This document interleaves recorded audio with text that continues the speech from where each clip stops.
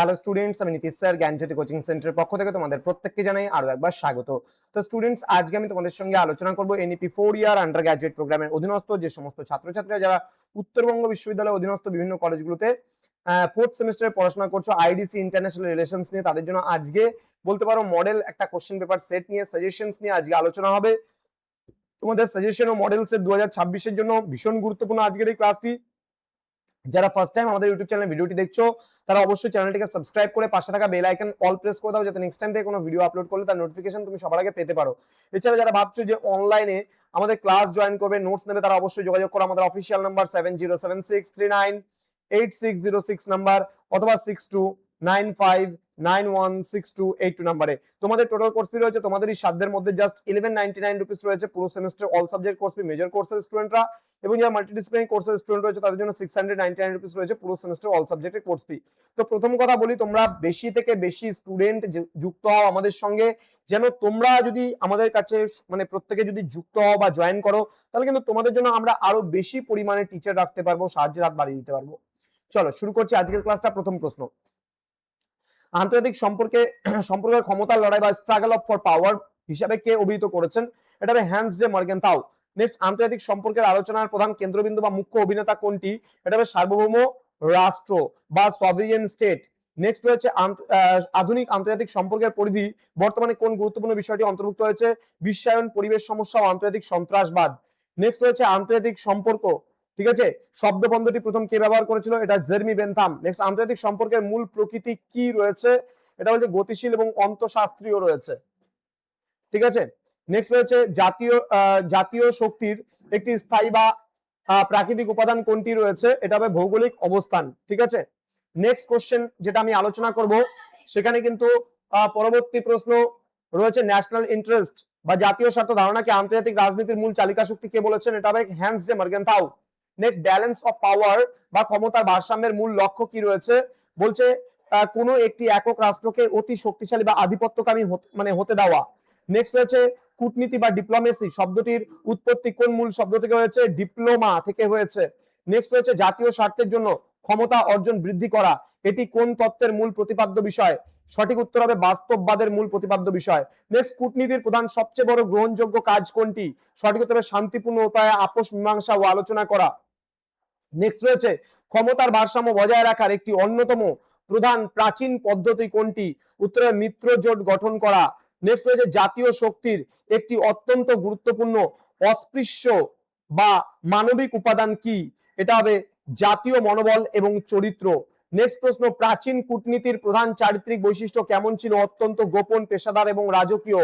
Next, ইউরোপীয় ইতিহাসের অষ্টাদশ ও ঊনবিংশ শতাব্দীতে ক্ষমতার ভারসাম্যের প্রধান নিয়ন্ত্রক কে ছিল?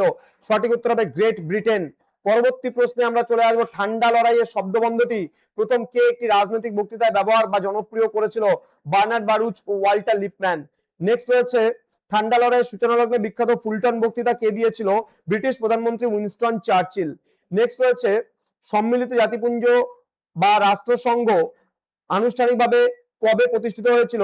এটা 24শে অক্টোবর 1945 সালে, যার জন্য 24শে অক্টোবর দিনটিকে সম্মিলিত জাতিপুঞ্জ দিবস হিসেবেও কিন্তু পালন করা হয়। নেক্সট, রাষ্ট্রসংঘের প্রধান প্রশাসনিক কর্মকর্তা বা কার্যনির্বাহীকে কি বলা হয়? মহাসচিব বলা হয়।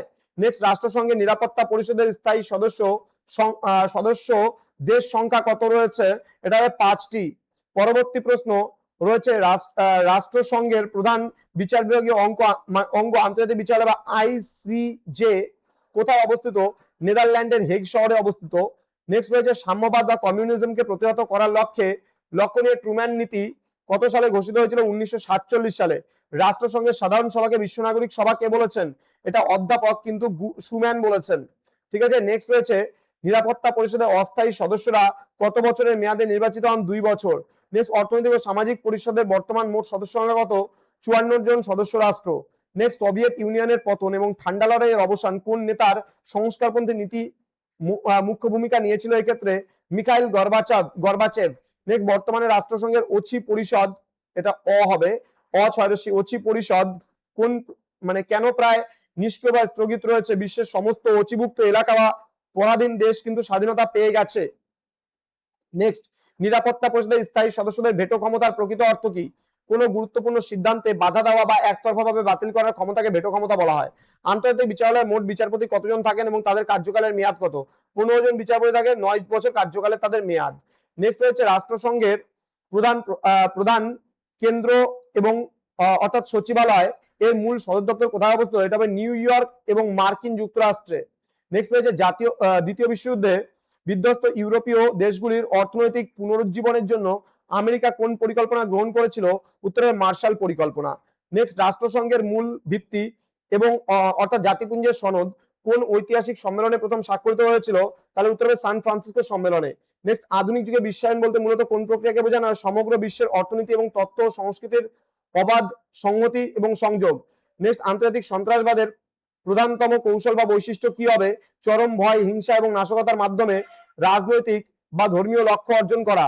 নেক্সট সমসাময়িক বিশ্বে জলবায়ু পরিবর্তনের সবচেয়ে প্রধান ও বৈজ্ঞানিক কারণ কোনটি রয়েছে? তাহলে সঠিক উত্তর হবে বায়ুমণ্ডলে গ্রিনহাউস গ্যাসের অনিয়ন্ত্রিত বৃদ্ধি। নেক্সট রয়েছে সমালোচকদের মতে অর্থনৈতিক বিশ্বায়নের একটি অন্যতম নেতিবাচক কুফল বা প্রভাব কোনটি? উন্নত ও অনুন্নত দেশগুলির মধ্যে অর্থনৈতিক বৈষম্য ব্যবধান বৃদ্ধি করা। ইতিহাসের অন্যতম ভয়াবহ 9/11 ইনসিডেন্ট যেটাকে আমরা বলি সন্ত্রাসবাদী হামলাটি মার্কিন যুক্তরাষ্ট্রের বুকে কোন সালে ঘটেছিল? 2001 সালে হয়েছিল। নেক্সট রয়েছে বিশ্ব পরিবেশ রক্ষায় ঐতিহাসিক কিয়োটো প্রোটোকল মূল কোন আন্তর্জাতিক সংকটের সাথে যুক্ত? সঠিক উত্তর হবে গ্রিনহাউস গ্যাস নির্গমন হ্রাস এবং বিশ্ব উষ্ণায়ন নিয়ন্ত্রণ। নেক্সট রয়েছে বিশ্বায়নের ফলে প্রথাগত আন্তর্জাতিক রাজনীতিতে নিচের কোন বিষয়টির ক্ষমতা বা গুরুত্ব দিন দিন হ্রাস পাচ্ছে? উত্তর হবে রাষ্ট্রের কঠোর ভৌগোলিক সীমানা ও প্রাচীন সার্বভৌমত্ব। আজকের সর্বশেষ প্রশ্ন, জলবায়ু পরিবর্তন মোকাবিলায় 2015 সালে হওয়া বিশ্বব্যাপী সবচেয়ে গুরুত্বপূর্ণ এবং ঐতিহাসিক চুক্তি কোনটি? প্যারিস জলবায়ু চুক্তি। তো স্টুডেন্ট, এই ছিল আজকের ক্লাস। যারা এখনো আমাদের চ্যানেলটিকে সাবস্ক্রাইব করনি তারা অবশ্যই চ্যানেলটিকে সাবস্ক্রাইব করে পাশে থাকা বেল আইকন অল প্রেস করো এবং বন্ধুদের সঙ্গে ভিডিওটি শেয়ার করে দাও যেন প্রত্যেকের কাছে আজকের এই ক্লাসটি পৌঁছে যেতে পারে। এবং তোমরা যারা ভাবছো যে অনলাইনে পরবর্তী সেমিস্টার থেকে আমাদের কাছে ক্লাস করবে, নোটস নেবে, তারা অবশ্যই যোগাযোগ করো আমাদের অফিসিয়াল নাম্বার 7076398606 নাম্বার অথবা 6295916282 নাম্বারে। দেখা হচ্ছে খুব তাড়াতাড়ি আরো একটা নতুন ক্লাস নিয়ে তোমাদের সঙ্গে। তোমরা প্রত্যেকে ভালো থেকো, সুস্থ থেকো। Thank you so much. Thanks for watching after all. Thank you.